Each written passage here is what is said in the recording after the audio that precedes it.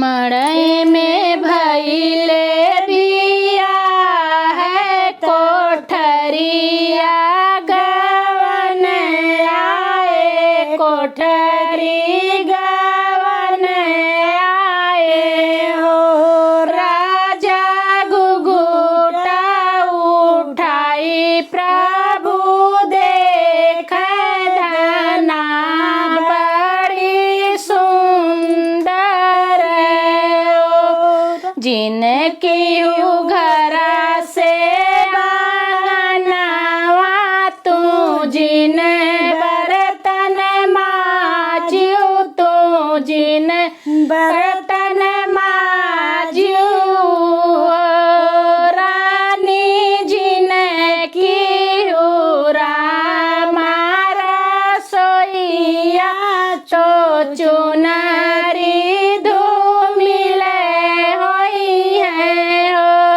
केन करी है घरा से आंगनवा तो केन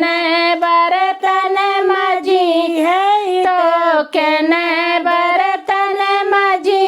है हो राजा केन करी है रामारा सोया तो चुनारी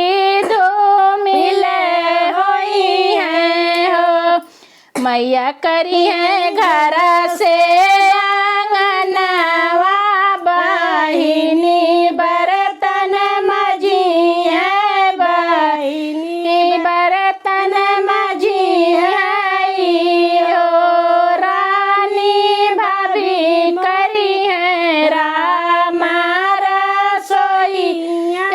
चुनरिया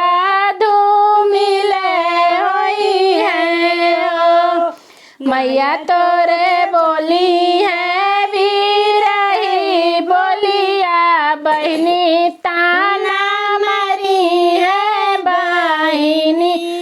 ताना मरी है हो राजा भाभी तोरे करिए पाटीदारी तो चुनरी